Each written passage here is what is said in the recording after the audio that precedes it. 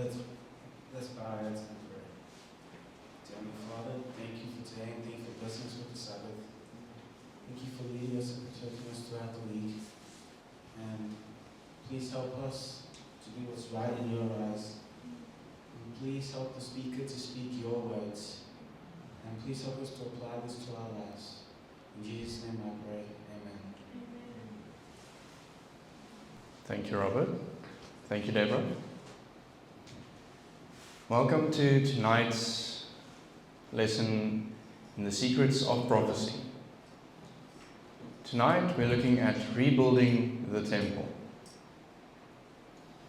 So we all know relatively what a temple looks like. And here's a picture of one that we can see. Now the Temple Institute is preparing for a new temple on Temple Mount in Jerusalem. This includes making more than 60 sacred temple vessels, including this menorah. So there are a few questions when it comes to the temple. Should the temple be rebuilt? What was the purpose of the ancient temple? What did all the symbols and ceremonies represent? Do we need a high priest or animal sacrifices today? Let us find the answers to these questions. What was the main purpose of the Jewish sanctuary?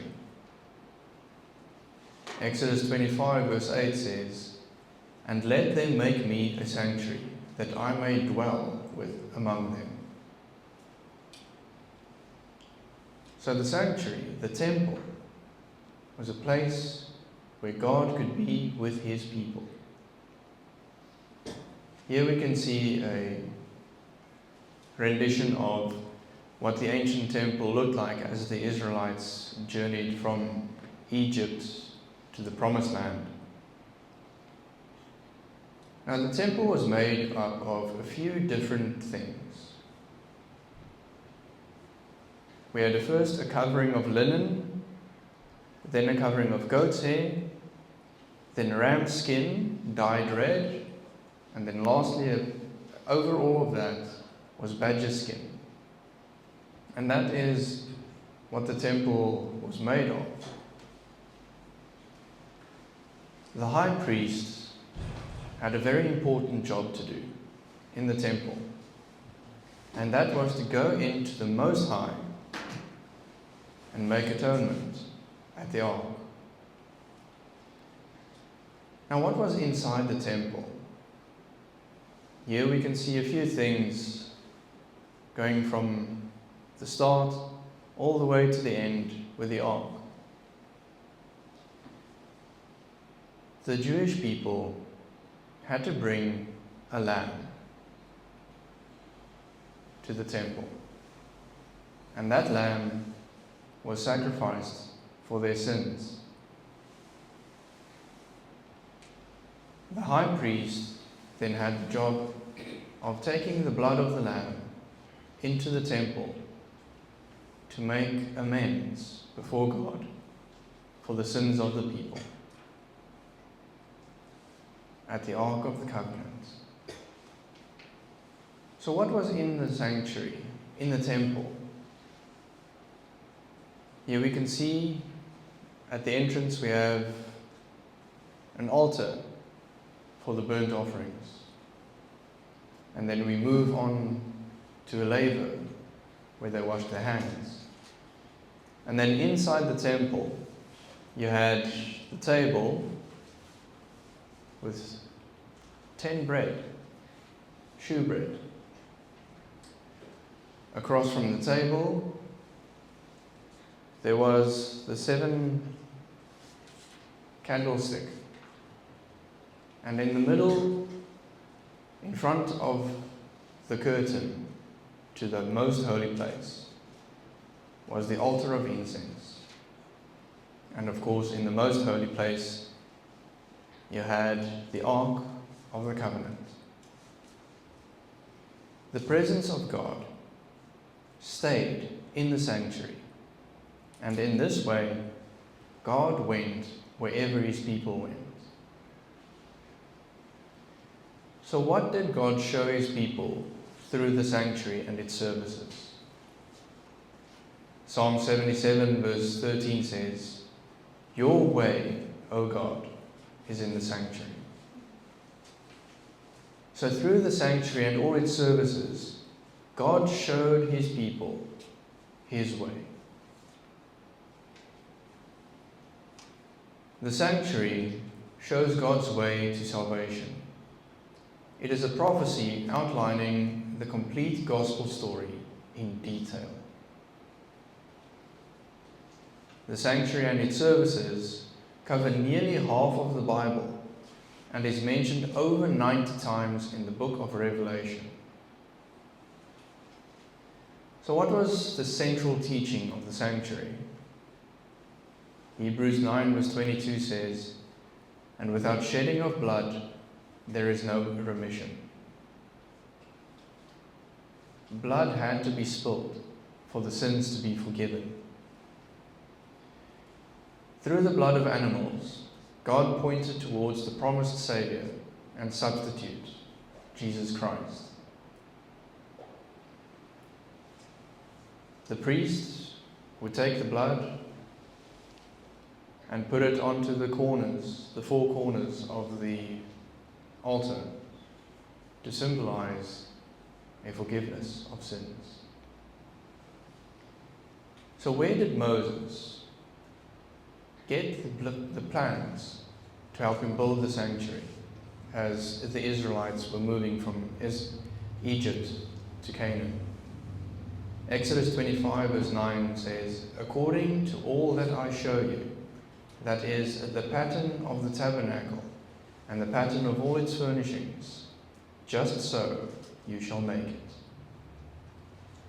God gave Moses the plans, the blueprints of the tabernacle, the sanctuary. And here we can see what it was made of and how it was made. The entire thing, the outer court, was 45 meters in length and 22 meters in width.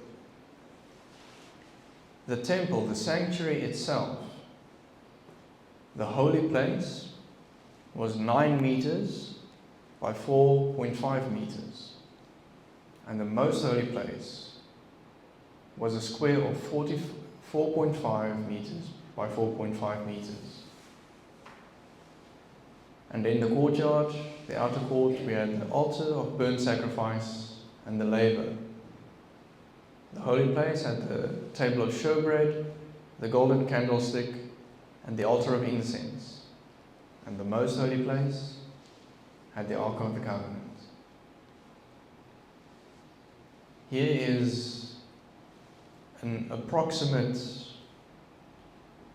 scale model of what the sanctuary looked like back when the Israelites were in the desert, in the wilderness for 40 years. And the most holy place, the Ark of the Covenant, was the most important thing in that temple, because that is where the mercy seat was, as we can see here as a bright light. And that is where the high priest went and made atonement, forgiveness for the sins of the people. Inside was the 10 Commandments. So how did the sinner receive forgiveness for his sins? Leviticus 4 verse 33 says, "Then he shall lay his hand on the head of the sin offering and kill it as a sin offering at the place where they kill the burnt offering." The sinner took his lamb and killed it, and the blood of that lamb was then taken into the sanctuary by the priest. And thus the sin was transferred from the sinner to the lamb, and from the lamb, with the priest, into the sanctuary. And the sinner could then walk away, free from the penalty of sin.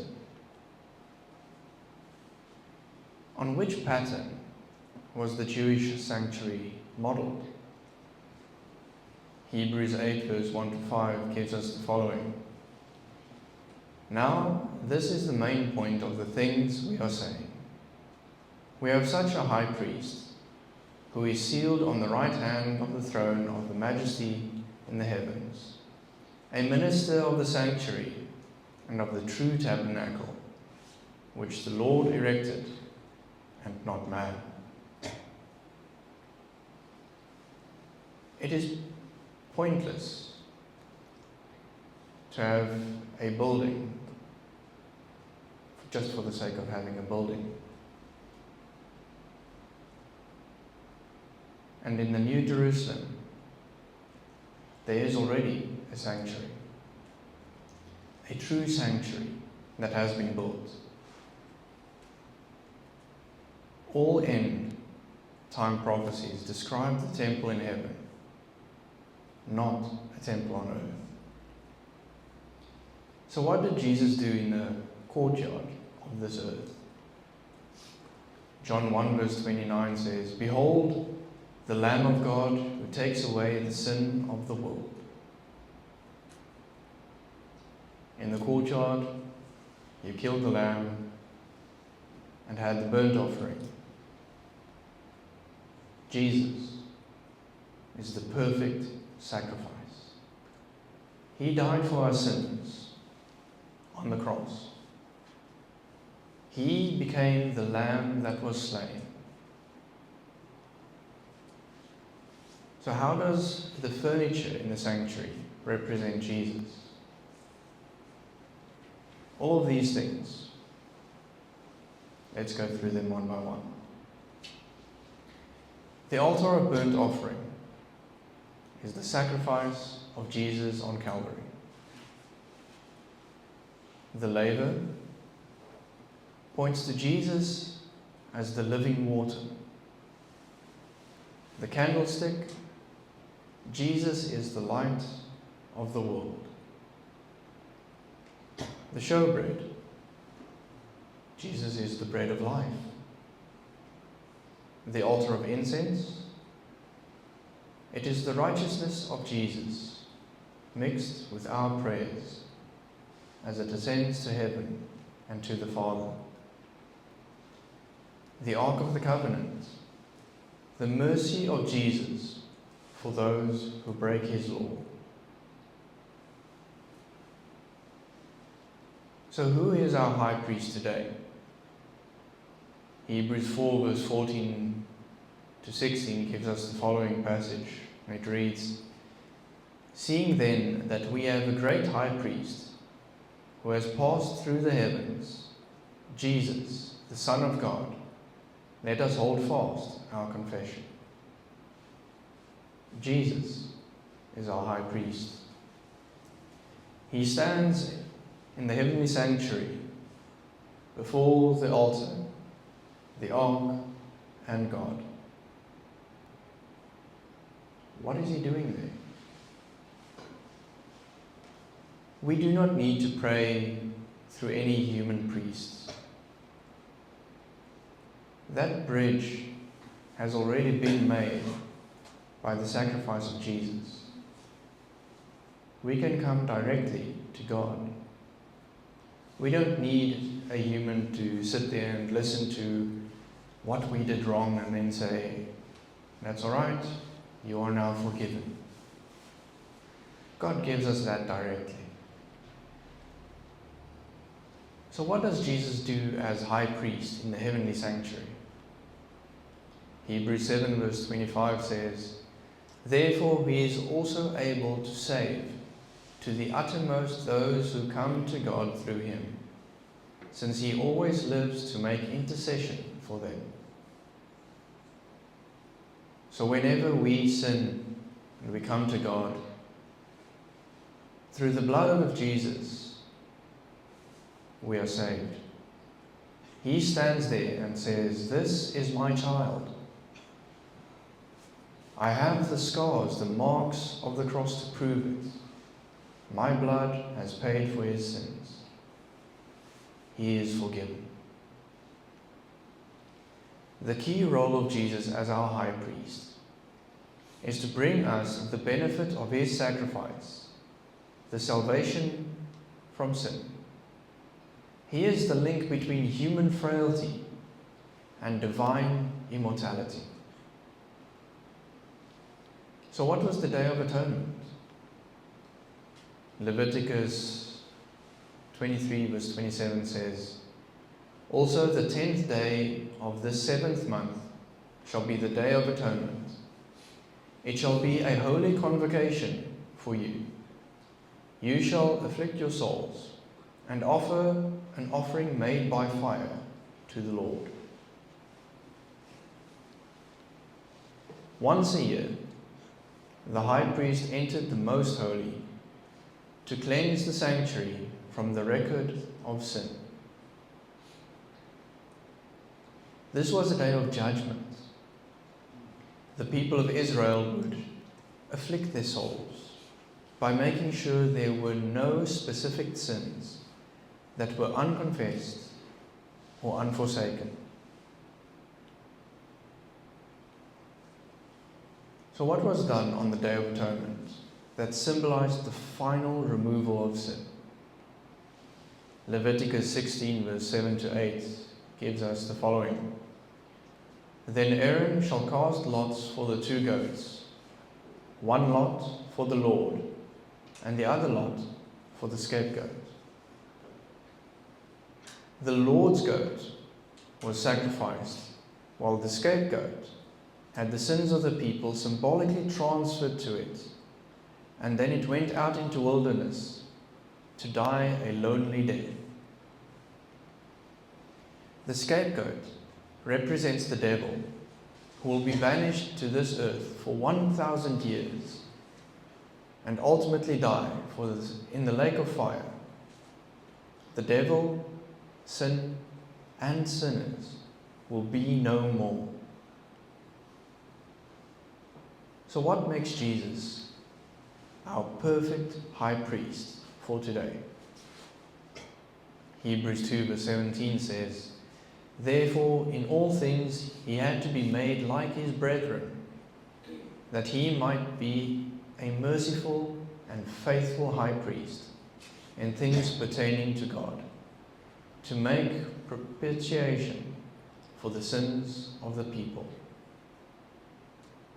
Jesus is the perfect high priest because he was made human, just like each and every one of us. He was tempted like us, and yet he lived without sin. That is why he is perfect, to be our high priest. Hebrews 4:15 says, "For we do not have a high priest who cannot sympathize with our weakness, but was in all points tempted as we are, yet without sin." Jesus understands our weakness and is full of mercy and sympathy when we confess our sins. So there are 3 points to remember with the sanctuary and the temple. Number 1, the sanctuary demonstrates the plan of salvation. Number 2, the sanctuary outlines how God solves the problem of sin.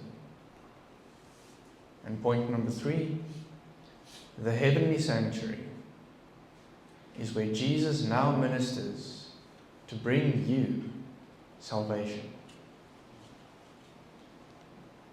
So there are a few questions. Think about them. Answer them for yourself. Why do you think God made the sanctuary and its services so detailed? Why do you think the sanctuary is an important teaching for today? What does the sanctuary tell you about God? Would you like to accept the full plan of salvation and over time learn more about Jesus and the sanctuary? My answer is yes. What do you say? And that brings us to the end of tonight's Secrets of Prophecy. Our next one will be Inside the Lost Ark. So if you want to know what is inside the ark, come next time and find out. And again, if you have any questions, those of you here tonight, write them down. We have a box in the foyer for the questions. And those of you online, write your questions in the comments. We will read them and we will answer them for you. Let us bow our heads in a word of prayer. Dear Lord, thank you that you have made such a detailed plan of salvation and that you have shared it with us. Thank you that we know that you will get rid of sin. And thank you that you gave us the perfect sacrifice in Jesus Christ on the cross for our sins. Lord, we ask that you be with us. Help us to accept your mercy and your love and your plan of salvation, so that we may stand there at the second coming, ready for your kingdom. Thank you, Lord, that you are the one to hear our prayers, and thank you that you answer them. In Jesus' name, amen.